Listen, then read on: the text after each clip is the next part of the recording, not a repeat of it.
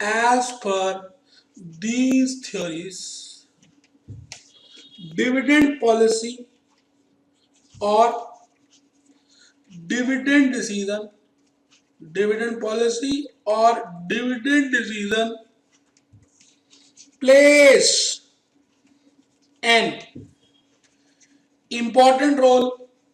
As per this policy, dividend decision or dividend policy plays an important role while affecting affecting MPS and value of firm.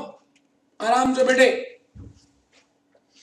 आराम से बैठे बेटे। Relevant theories क्या कहती हैं, मैं ये बताने जा रहा हूं। रेलेवेंट थ्योरीज ये कहती हैं कि डिविडेंड पॉलिसी एक मोस्ट इंपॉर्टेंट रोल प्ले करता है बेटे, while affecting the MPS and value।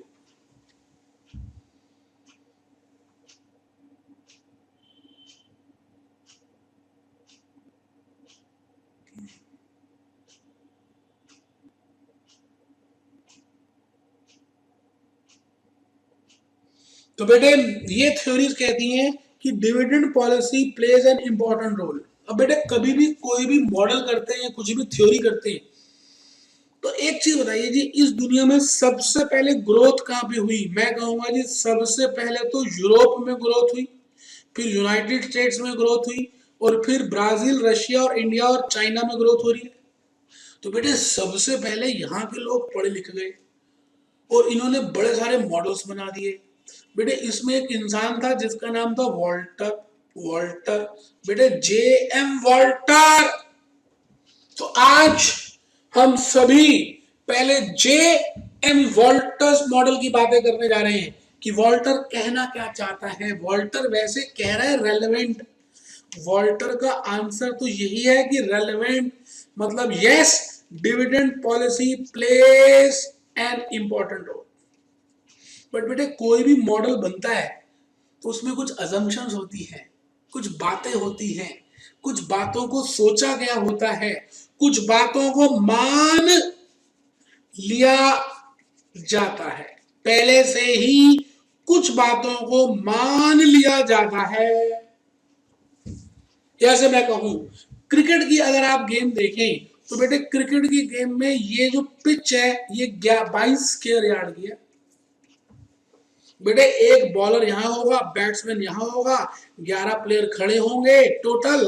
तो बेटे बैट का एक साइज होगा, बॉल का भी साइज होगा। आप यूएसए में खेले, पाकिस्तान खेले, हिंदुस्तान खेले, बांग्लादेश में खेले, तो बेटे हमने ये अजम्पशंस लिए। तो बेटे हम अभी वॉल्टर्स मॉडल जब पढ़ने जा रहे हैं तो हम सबसे पहले ये देखेंगे कि वॉल्टर मॉडल ने कौन सी बातों को मान लिया है। बेटे ये अजम्पशंस मोस्ट इंपॉर्टेंट होंगी, तो हम इन अजम्पशंस को सीखेंगे और बेटे फिर लिखेंगे। वैसे मैंने अजम्पशंस लिखी भी हैं और सीखी भी हैं, तो मैं चाहता हूं कि पहले आप थ्योरी तो छोड़ दीजिए, पहले एक बार अजम्पशंस लिख लें। तो आइए बेटे, J.M. वॉल्टर्स मॉडल, PSC के ही छोड़ दीजिए, नहीं लिखना, ए पॉइंट लिखिए।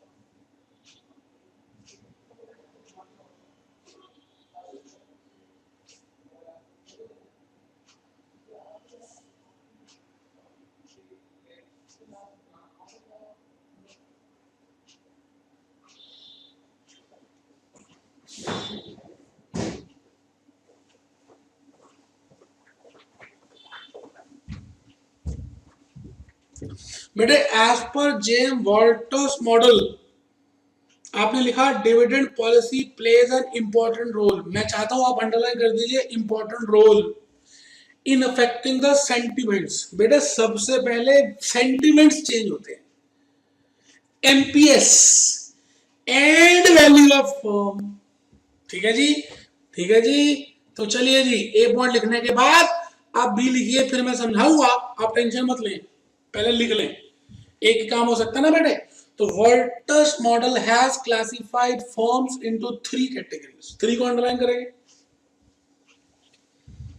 बेटे, वीडियो भी देखेंगे, आज देखेंगे। Walters model has classified firms into 3 categories.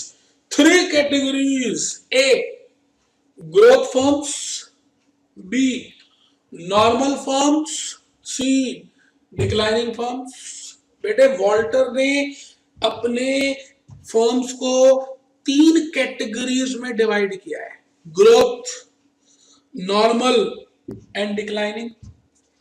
Growth, normal and declining, growth, normal and declining. तो बेटे आराम से लिख लें पहले। In case rate of return is greater than expectations, missing है बेटे, उसको लिख लें। In case rate of return is greater than expectations of equity shareholders, expectations of equity shareholders. In case rate of return is greater than expectations of equity shareholders, then firm is regarded as growth firm। समझाऊंगा, समझाऊंगा, अभी लिख लो, अभी लिख लो।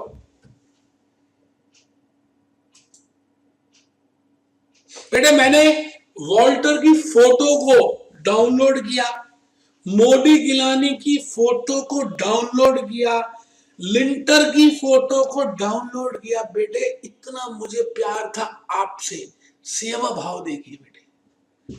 बेटे मैं चाहता था कि आप एक बार फोटो देख लेंगे तो आपको वॉल्टर के बारे में बहुत पता चलेगा और आप लाइफ में आगे बढ़ पाएंगे और कभी भूलेंगे नहीं। देखिए फोटोस,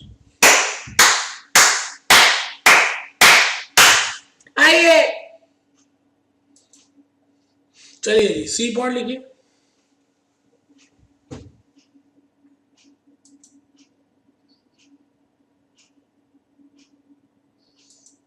लिखिए बेटा, in case of growth firms the shareholders would like the company to retain maximum amount।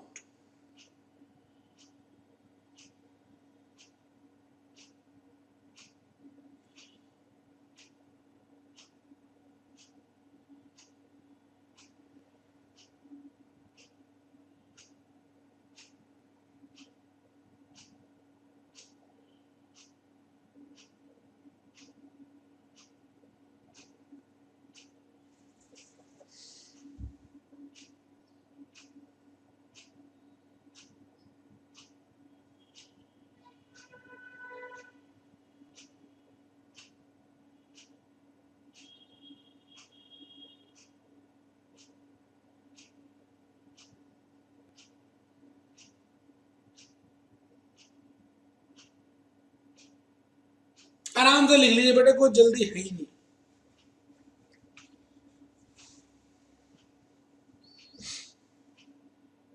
समझ नहीं आ रहा मुझे पता है, मैं समझा दूंगा।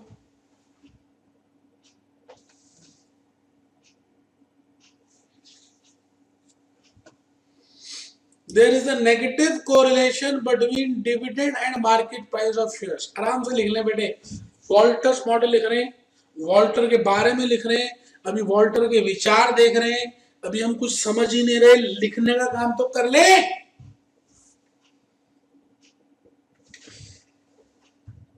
एक बच्चा कहने लगा कि मास्टर पहले समझा दो फिर लिखवा देना। ठीक है बेटे, कोई दिक्कत ही नहीं, कोई बात नहीं, मैं समझा देता हूं, कोई ऐसी बात थोड़ी है। मैं आपसे ये कहना चाह रहा हूं कि वॉल्टर की आपने फोटो देख ली, जॉन मॉर्गन वॉल्टर, मान लेते हैं ये नाम है, जिसको हम प्यार से बोलते हैं जे एम वॉल्टर। बेटे जैसे आपके घर के नाम है ना प्यार से, बिल्कुल उसी तरह से ये बेटे प्यार का नाम है J M Walters model, J M Walters model. तो as per J M Walters model ये कहता है जी dividend policy plays an important role, yes. लेकिन वॉल्टर के कहने का तरीका ये है, ये कह रहे हैं कि फर्म्स जो हैं इस दुनिया में 3 तरह की कंपनियां हो सकती हैं। Firms can be of 3 types. एक है ग्रोथ फर्म्स, दूसरी है नॉर्मल फर्म्स, और तीसरी है डिक्लाइनिंग फर्म्स। आराम से बेटे, आराम से ले आओ बेटे, आराम से बेटे, आराम से मेरे बेटे। Firms can be of 3 types. आराम से आप लिखे, मैं समझाना चाह रहा हूं, कुछ बताना चाह रहा हूं। Thank you, thank you. मैं बताना चाह रहा हूं, मुझे पता है कि आप लिख रहे हैं इस समय। Firms can be of 3 types.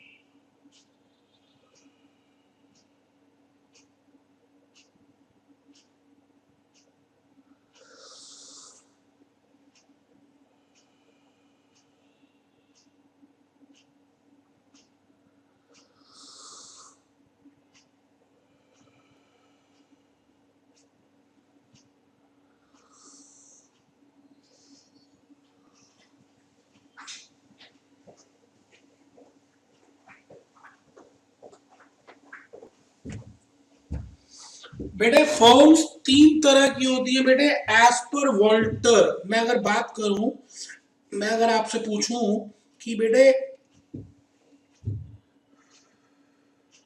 Tata consultancy services TCS, तो आपको क्या लगेगा कि वो कंपनी अच्छी है या गंदी है?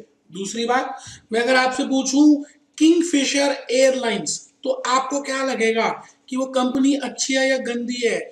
और मैं आपसे पूछूं इन्फोसिस, इन्फोसिस नारायण मूर्ति की इन्फोसिस, तो आपको क्या लगेगा? सोचिए बेटे। मैंने टीसीएस को ग्रोथ फर्म के नीचे लिखा, मैंने टीसीएस को ग्रोथ फर्म के नीचे लिखा, और मैंने इन्फोसिस को नॉर्मल फर्म्स में लिखा, और किंगफिशर को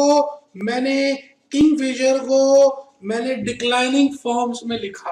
आपको मालूम ही आजकल किंगफिशर का क्या हाल है बेटे। कहीं ना कहीं मैंने इनकी कमाई को देखा और इनके खर्चों को देखा। कमाई और खर्चे बेटे मैंने ये देखे, कमाई और खर्चे। बेटे अगर कमाई ज्यादा होगी इनके खर्चों से, if rate of return is more than their cost, तो बेटे वो कंपनी अच्छी होगी। मान लेते हैं ये कंपनी 15% कमा रही है और इसकी वेटेड कॉस्ट है 12%। आपको पता है ये वेटेड कॉस्ट क्या होती है, इक्विटी कॉस्ट मान लीजिए। और अगर 12% कमा रही है और कॉस्ट ऑफ इक्विटी है 15%, तो बेटे ये डिक्लाइनिंग फर्म हो गई। और बेटे ये फर्म जो हो गई वो नॉर्मल फर्म हो गई। नॉर्मल फर्म हो गई K E is equal to R O. आराम से बेटे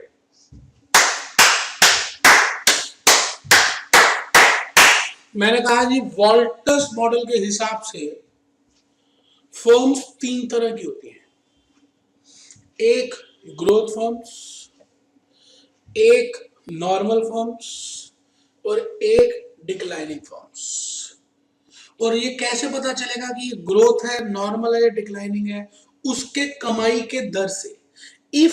if rate of return is more, if ROI rate return on investment is more than K, and if ROI is less than K, then in this case it is declining firm, and in this case it is growth firm। बेटे इस case में growth firm है और इस case में declining firm है।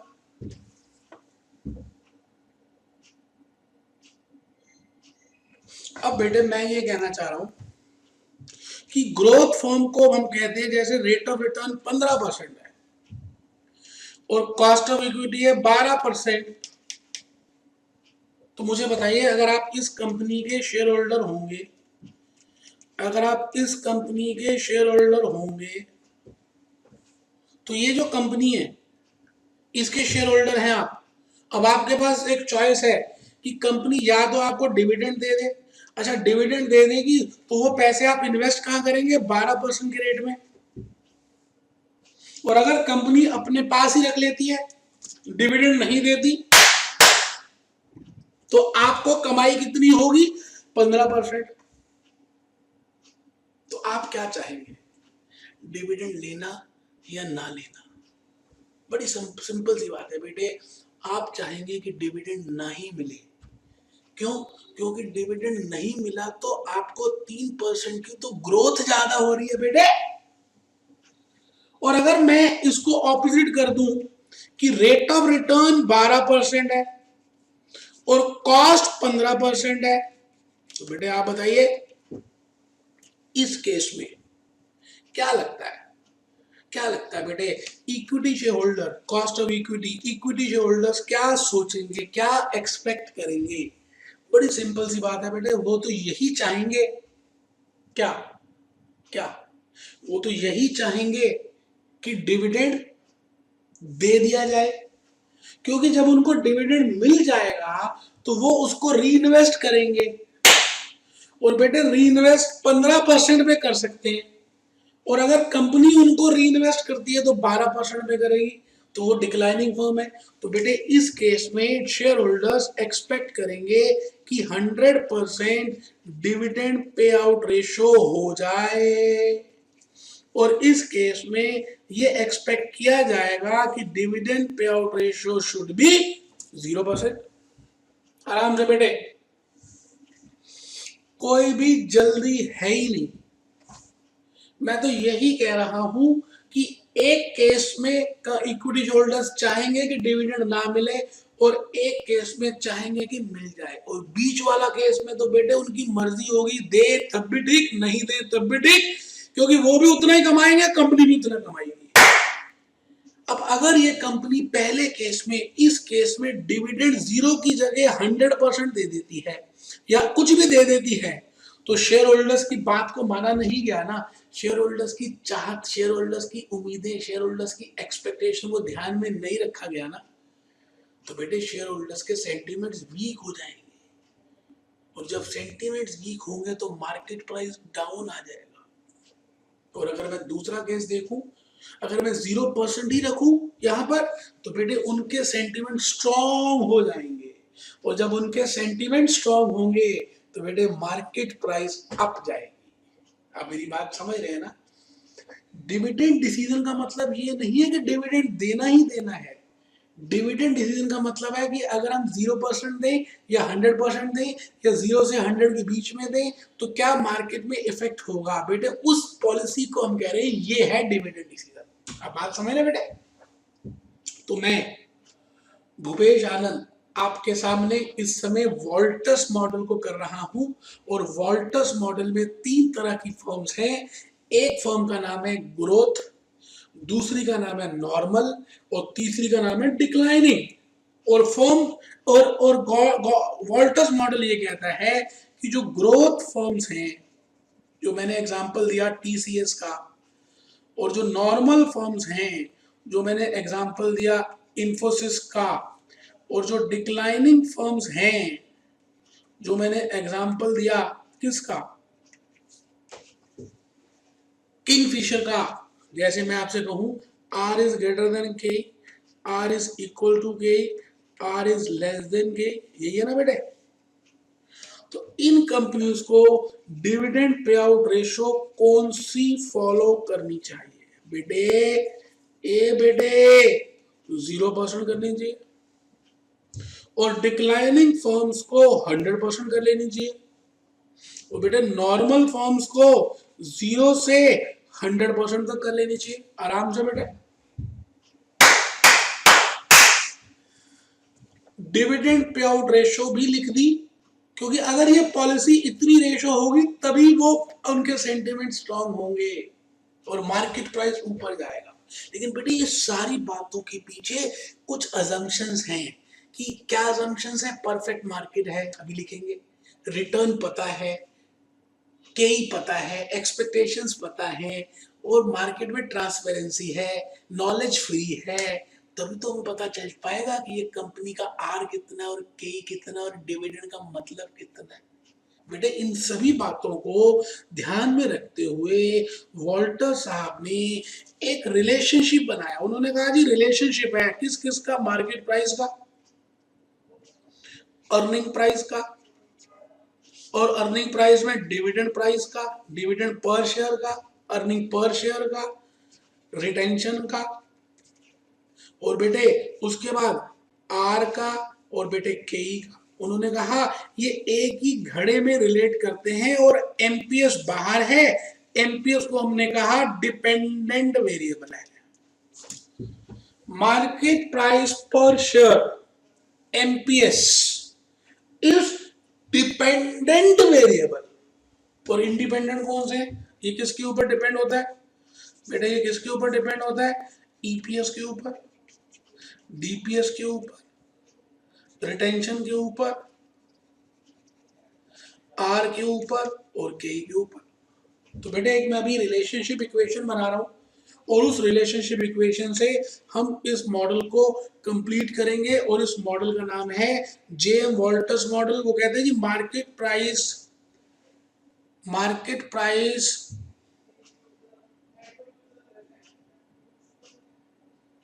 Dividend से relate करता है, प्लस रिटेंशन से रिलेट करता है, और रिटेंशन को हम री इन्वेस्ट करते हैं, और ये ज्यादा होना चाहिए के से, और होल डिवाइडेड बाय के। अभी देखेंगे होल क्यों है आराम से बेटे। पी का मतलब लिखें market price, market price per share. P का मतलब लिखें market price per share. D का मतलब लिखें dividend per share, dividend per share. R का मतलब लिखें रेट ऑफ रिटर्न, आर का मतलब लिखें रेट ऑफ रिटर्न। के का मतलब लिखें cost of equity share capital. बेटे इसको कुछ किताबों में कैपिटलाइजेशन रेट भी कहा गया है। आराम से बेटे, आराम से बेटे, कोई जल्दी है ही नहीं, कोई जल्दी है ही नहीं। बेटे ये फॉर्मूला जो बनाया है मैं अभी आपको बताऊंगा कि किस लॉजिक से बनाया है, आप बस एक बार लिख लें। P is equal to D plus E minus D into R upon K E whole divided by K. इसका मतलब price is dependent upon these factors. और बेटे ई का मतलब लिख लें, शायद मैंने लिखा नहीं, ई का मतलब होता है अर्निंग पर शेयर। आराम से बेटे, कोई जल्दी है ही नहीं ना, अभी आराम से कर लेंगे बेटे। आप लिख लीजिए, इसके ऊपर एक आध प्रेजेंटेशन है उसको लिख लीजिए, एक क्वेश्चन का